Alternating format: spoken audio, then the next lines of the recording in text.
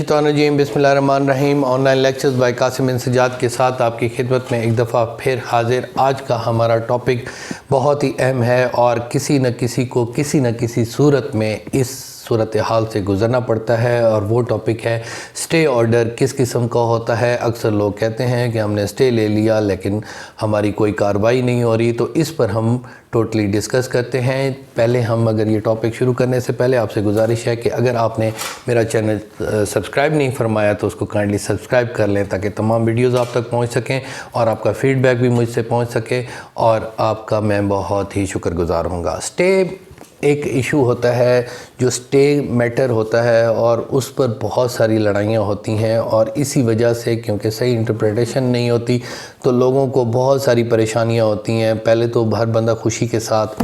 आकर अदालत में वकील साहब के पास आता है, जी मुझे स्टे ले दें, मेरी ज़मीन पर कोई कब्ज़ा करना चाहता है तो मुझे स्टे ले दें। वो स्टे आपके पास आ जाता है, फिर उसके बाद जब आप थाने में जाते हैं तो वहाँ जाकर आपको पता चलता है कि वो शख्स तो उस पर कोई कार्रवाई नहीं कर रहा। पुलिस कहती है कि आप अदालत में जाएं, इसकी तौहीन अदालत करें, तौहीन अदालत दायर करते हैं तो फिर प्रॉब्लम और क्रिएट हो जाते हैं कि वो एक लंबी शहादत होती है। तो स्टे किस किस्म का और कैसे कैसे लेना चाहिए और स्टे किस सूरत में हो। ख़ास तौर पे आप स्टे देखें तो उसमें आम तौर पे दावा हुक्म इम्तनाई किया जाता है। एक बात सबसे पहले मैं आपको क्लियर करना चाहूँ कि खाता शरीक जो होते हैं उसके ख़िलाफ़ जो स्टे होता है वो आर्जी होता है, वो ख़त्म हो जाता है। तो एक खाता शरीक दूसरे खाते पर करता है कि मेरी ज़मीन पर ये कब्ज़ा ना करे, तो कब्ज़े की सूरत में जो स्टे है वो तो शायद आपको स्टार्ट में भी ना मिले क्योंकि एक एक इंच का बराबर का वो शरीक है। सिर्फ़ इस सूरत में आप स्टे ले सकते हैं कि मेरी ज़मीन इतनी हद तक है, खाता 500 कनाल का है, मेरी 100 कनाल है, 100 कनाल तक उस कब्ज़ा है, वो आप खसरा गिरदावरी दिखाएंगे और उस सूरत में आपको स्टे मिलेगा कि इस 100 कनाल तक आप दूसरी पार्टी काबिज़ ना हो। अगर आप ये कहें कि पूरे खाते का स्टे ले लिया जाए तो पूरा खाते का स्टे नहीं होगा। वो सिर्फ़ आप इस सूरत में रिक्वेस्ट कर सकते हैं कि मखसूस खसरा नंबर वो जो है आगे मुंतकिल ना करे, ये आपका हक़ है। ये एक स्टे होता है जो मखसूस खसरा नंबर आगे नहीं कर सकते। आम तौर पे प्रॉब्लम क्या होता है कब्ज़े का, उस कब्ज़े को छुड़ाने के लिए आपको तकसीम करनी पड़ती है या इलीगल डिस्पोजेशन करना पड़ता है। पुलिस इस वजह से वहाँ पर आगे आकर कोई कदम नहीं उठाती जिसकी वजह से प्रॉब्लम क्रिएट होते हैं। तो दूसरा प्रॉब्लम क्या होता है कि आप कैसे अपना मसला हल कर सकते हैं। आम तौर पे दावा हुक्म इम्तनाई के बारे में मैंने बताया। इस्तक़रार हक़ में ये होता है कि आप इस्तक़रार हक़ करते हैं, आप कहते हैं कि ये प्रॉपर्टी मेरी है, मैं इस पे काबिज़ हूँ, लेकिन ये गलती से किसी इंतकाल मुतदाविया इम्प्यून ऑर्डर के ज़रिए ये प्रॉपर्टी किसी और के नाम चढ़ गई है, विरासत गलत हो गई है, तो वो उसमें मुझे स्टे दिया जाए कि ये आगे एलियनेट ना करें, किसी और की प्रॉपर्टी किसी और के नाम ना हो जाए, वो भी आप स्टे ले सकते हैं। आम तौर पे हम वकला जब कोई मुश्किल से मुश्किल भी बात होती है तो यहाँ पर आकर अदालत हमें ज़रूर रिलीफ दे देती है कि जी आगे एलिनेट ना किया जाए। तो आम तौर पे वहाँ पर भी जजेस साहबान कहते हैं कि एलिनेट भी हम आगे कर सकते हैं क्योंकि वो the vendor would step into the shoes of the Wendy और इसके मुताबिक जैसे बिकेगी तो फिर बाद में वो सारे इंतकाल जब खारिज होंगे तो फिर वो असल मालिक के पास आ जाएगी, वो भी आप परेशान ना हो। तो इस वजह से स्टे में ख़ास तौर पे जब आप स्टे लें तो उसमें एक बात एक और लिखी होती है जो मैं ख़ास तौर पे आपके साथ डिस्कस करना चाहता हूँ। वो ये है कि आम तौर पे स्टे ये होता है कि जब आप पहले दरख्वास्त देते हैं the affidavit is attached with the petition, suit has been filed by the plaintiff and relying upon the contents of the affidavit the parties are directed to maintain status quo। ये आम तौर पर कहता है, लेकिन अगला जो जुमला होता है उसमें ये लिखा जाता है कि this stay will not be effective if any legal proceeding is already pending in any court। तो उसमें क्या होता है कि आप अदालतों में ये भी होता है कि कभी गलत तरीके से स्टे ले लिए जाते हैं जो ऑलरेडी कहीं पर अदालत में कोई केसेस चल रहे होते हैं, तो वो स्टे की आड़ में रुकावट पैदा होती है और इस वजह से ये स्टे दे दिया जाता है कि अगर कहीं अदालत में कोई लीगल प्रोसीडिंग। अब लीगल प्रोसीडिंग कौन सी हैं? लीगल प्रोसीडिंग ये हैं कि खसरा गिरदावरी के लिए जो साल में 2 दफ़ा पटवारी जाता है मौके पर تو وہاں پر جا کر قبضے کی جو تصدیق کرنے جاتا ہے تو وہ لیگل پروسیڈنگ ہے۔ اس کے علاوہ کوئی نشاندہی وغیرہ کرنے جاتا ہے تو وہ بھی لیگل پروسیڈنگ ہے۔ تقسیم جو ہے وہ لیگل پروسیڈنگ ہے۔ اس کے علاوہ اگر آپ اسپیسیفکلی کسی محکمہ پنجاب، صوبہ پنجاب اس میں فریق بناتے ہیں، عام طور پہ پراپرٹی ہوتی ہے صوبہ پنجاب کے نام ہوتی ہے، تو وہ اسپیسیفک آپ سٹے لیتے ہیں کہ جناب یہ جو عملہ فیلڈ ہے اس کے خلاف سٹے لیا جائے، تو وہ اگر اسپیسیفائڈ ان کے لیے ہے تو پھر اب وہ سٹے ان پر لاگو ہوگا۔ اس میں ان کا پارٹیز ہونا ضروری ہے۔ حلقہ پٹواری، خسرہ گرداوری کو روکنے کے لیے اگر آپ روکنا چاہتے ہیں تو اگر عدالت آپ کو سٹے دے دیتی ہے تو پھر معاملہ یوں ہوتا ہے۔ جو یہ سٹے ہوتا ہے لیگل پروسیڈنگ، تو وہاں پر لیگل پروسیڈنگ آپ نہیں روک سکتے، لیگل پروسیڈنگ چلنی ہوتی ہیں، تو آپ اس کو اگر روکنا چاہیں گے سٹے کی صورت میں تو وہ کبھی نہیں رکیں گے۔ اور اب ایک دوسری میں آپ کو بتاتا ہوں کہ عام طور پہ سٹے ہوتا ہے کھاتہ شریک کے خلاف۔ اب آپ کے پاس اب دوسری پارٹی ہیں، کسی پارٹی نے سٹے لے لیا، تو اب آپ پریشان ہیں کہ اب میرا معاملہ، میں تو وہاں پہ کنسٹرکشن کر رہا ہوں، میں وہاں پر مکانات بنا رہا ہوں، میری دکان وہاں رکی ہوئی ہے، انہوں نے سٹے ایک عارضی سا لیا، جناب یہ کنسٹرکشن نہ کریں۔ وہاں پر لیگل پروسیڈنگ کا بھی لکھا ہوا ہے اور پولیس آپ کا ساتھ نہیں دے رہی، ریونیو والے بھی موقع پر نہیں جا رہے ڈر کے مارے کہ یہ عدالت سے ہم کیسے بچ سکیں گے۔ تو اس کا بڑا ہی زبردست طریقہ ہے کہ آپ وکیل صاحب کے پاس جائیں اور ان کو کہیں کہ اس سٹے کی وضاحت ہمیں مانگ کے دے دیں۔ تو اگر آپ عدالت میں جائیں گے، ایک اپلیکیشن لکھیں گے، جناب یہ کھاتہ شریک جو ہے نا انہوں نے دعویٰ کیا ہے جس کی پیشی 2 مہینے کے بعد ہے، اب یہ کہتے ہیں کہ یہ مکانات نہ بنائیں، یہ گلی نہ بنائیں، یہ روڈ نہ بنائیں، یہ نہ کریں، تو آپ اپلیکیشن دیتے ہیں کہ سر ہمارا یہ مسئلہ ہے،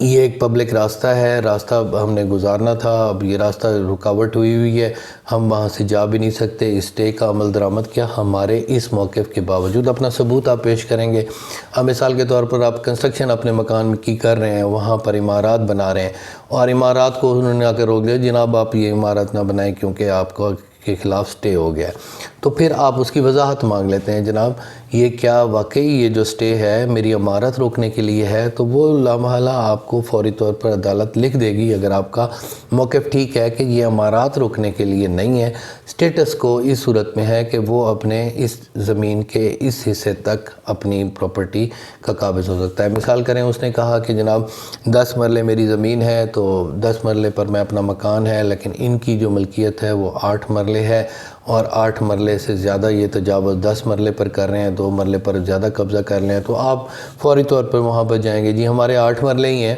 8 مرلے یہ ہمارا ثبوت ہے، یہ ہمارا نقشہ ہے، اس کے مطابق 8 مرلے پر ہم اپنی کنسٹرکشن کر رہے ہیں، کیا اس سٹے کا لاگو ہونا ہمارے پر ضروری ہے؟ تو وہ اس میں کلیئر لکھ دیں گے کہ 8 مرلے ہیں تو پھر 8 مرلے کی ہی بات ہوگی۔ تو عام طور پہ کچھ ایسے دعویٰ جات بھی ہوتے ہیں جو فریولس ہوتے ہیں، بیس لیس ہوتے ہیں، ان کی کوئی کہانی نہیں ہوتی۔ مثال کے طور پر کوئی کھاتہ، آپ کا کھاتہ ہی نہیں ہے، آپ کی کوئی وہاں پر پرابلم بھی نہیں ہے، تو وہ ایک بندے نے کہا کہ یہ جو میرا کھاتہ شریک ہے اور اس وجہ سے اس پر سٹے لاگو ہو سکتا ہے، تو آپ فوری طور پر کسی بھی دن جا کر مثل طلب کروا کر یا اس پیشی والے دن جا کر تھرو کونسل آپ بیان دیتے ہیں کہ جناب جو انہوں نے لکھا ہوا ہے اس کھاتے کا، کھاتہ نمبر 265 ہے، 313 ہے یا جو بھی ہے، یہ 313 کا مالک ہے، میں 565 کا مالک ہوں یا 302 یا جسی بھی کھاتے کا، میں اس کھاتے کا مالک ہوں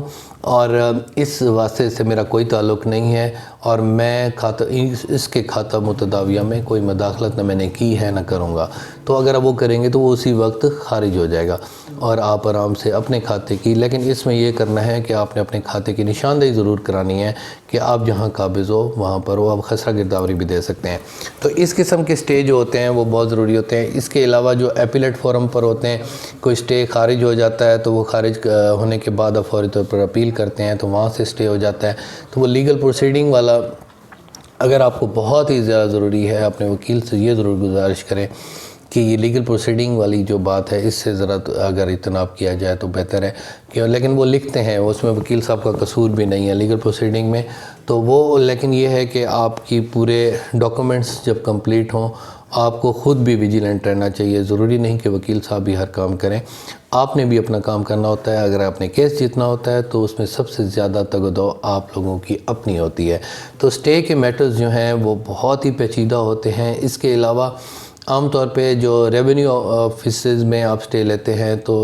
موجودہ صورت جوں کی توں رہے، عام طور پہ یہ لکھا جاتا ہے، وہ جوں کی توں رہے تو پھر اس میں ساری بات ہی ختم ہو جاتی ہے۔ اور عام طور پہ سٹے اس صورت میں بھی ہوتے ہیں، یہ وکلاء صاحبان کی گائیڈنس کے لیے بھی میں اس میں ڈسکس کر رہا ہوں کہ وکلاء صاحبان کی بات بھی ساتھ آ جائے کہ سٹے کس قسم کے ہوتے ہیں اور سٹے کس قسم کا لینا چاہیے۔ تو جب سٹے کی عبارت ہوتی ہے وہ بہت ہی اہم ہوتی ہے، اور اگر وہ عبارت پر ہی عمل کیا جاتا ہے تو جب آپ اپلیکیشن دیں تو اس اپلیکیشن میں ساری چیزیں، سارے فیکٹس ہونے چاہیے۔ اس اپلیکیشن میں خاص طور پہ جو بات ہوتی ہے وہ بیلنس آف کنوینئنس، توازن سہولت ہمارے حق میں ہے اور irreparable لاس ہے، تب وہ سٹے کنفرم ہوتا ہے، کیونکہ سٹے کے یہ دو انگریڈینٹس بہت زیادہ ضروری ہیں کہ اگر زمین پر قبضہ ہو گیا، اگر مجھے سٹے نہ دیا گیا تو مجھے ناقابل تلافی نقصان پہنچنے کا اندیشہ ہے اور میرے کیس جیتنے کے بہترین چانسز ہیں۔ پریما فیشائی میرا کیس ہے، balance of convenience lies with the petitioner, اس وجہ سے ہمیں یہ سٹے دے دیا جائے۔ اب یہ سٹے آپ کا پہلے عارضی ہوتا ہے، اب یہ بات ذہن نشین کر لیں۔ جب دعویٰ کرتے ہیں تو وہ ایفیڈیوٹ اور آپ کے پریما فیشائی کیس کو دیکھ کر وہاں پر عارضی سٹے دے دیا جاتا ہے۔ پھر اصل چیز ہوتی ہے وہ آپ کا سٹے کو کنفرم کرانا۔ اگر آپ نے سٹے اپنا کنفرم نہیں کیا تو پھر اگر وہ خارج ہو گیا تو پھر بات ہی ختم ہو گئی۔ تو اس وجہ سے وہ جب جواب دعویٰ آتا ہے، جواب درخواست آتی ہے، تو پھر اس کے فائنل آرگومنٹس ہوتے ہیں۔ ایک اور سوال جو اکثر کیا جاتا ہے کہ کتنے عرصے تک سٹے کا عمل درآمد ہوتا ہے۔ ویسے عام طور پہ وہ 6 ماہ تک اس کا ایک نوٹیفیکیشن آیا ہوا ہے ہائی کورٹ سے کہ 6 ماہ تک سٹے ہوتا ہے، پھر اس کو کنفرم کر دیا جائے نہیں تو خارج ہو جاتا ہے۔ ہاں، ایک اور سوال بھی ہے کہ اس میں یہ لکھا ہوتا ہے کہ status quo be maintain till next date of hearing, یہ بات بھی خاص طور پہ لکھی جاتی ہے۔ اگر آپ کے آرڈر میں یہ بات لکھی ہوئی ہے تو ہر نیکسٹ ڈیٹ آف ہیئرنگ میں اس کو آپ آگے ایکسٹینڈ کروائیں۔ اگر آپ دوسری پارٹی ہیں تو پھر آپ اس کا فائدہ ضرور لے سکتے ہیں کہ till next date of hearing means وہ ختم ہو گیا، لیکن اس پر بھی اتھارٹی ہے کہ جناب وہ 6 ماہ تک چلتا رہے گا جب تک اسپیسیفکلی اس کو ختم نہ کیا جائے۔ تو دس از آل ڈفرینس تھنگ۔ کافی ساری ایسی چیزیں ہیں جس میں آپ بھی پریشان ہیں، ہم بھی پریشان ہیں، وہ قانون کی غلطیاں ہیں جو آج تک ٹھیک نہیں ہو سکیں۔ اس وجہ سے میں بار بار کہتا ہوں کہ قانون صحیح طریقے سے عمل درآمد کیا جائے، ہمارے پارلیمنٹیرینز ہیں وہ صحیح طریقے سے قانون بنائیں، اور پھر ہم یہ بھی ڈسکس اس میں ساتھ ساتھ کریں گے اگلے انشاءاللہ نیکسٹ لیکچر میں کہ کنٹیمپٹ آف کورٹ اگر سٹے کی ہو تو کنٹیمپٹ آف کورٹ کس طریقے سے ہوتی ہے اور کیا کنٹیمپٹ میں سزا بھی ہوتی ہے یا نہیں ہوتی۔ Thank you very much. اللہ تعالیٰ آپ کا حامی و ناصر ہو۔ آپ کے فیڈ بیک کا میں منتظر رہوں گا۔ میں کوشش کرتا ہوں کہ آپ کو زیادہ سے زیادہ اپنی تمام جو نالج شیئر کی ہیں اور اپنے دکھڑے جو بطور وکیل جو قانون مجھے سے میں نے سیکھا اور جو قانون کی ابھی مزید بھی پیچیدگیاں ہیں جو ٹھیک نہیں ہوئیں وہ بھی آپ کے ساتھ شیئر کرتا ہوں۔ Thank you very much. اللہ تعالیٰ آپ کا حامی و ناصر ہو۔ اللہ حافظ۔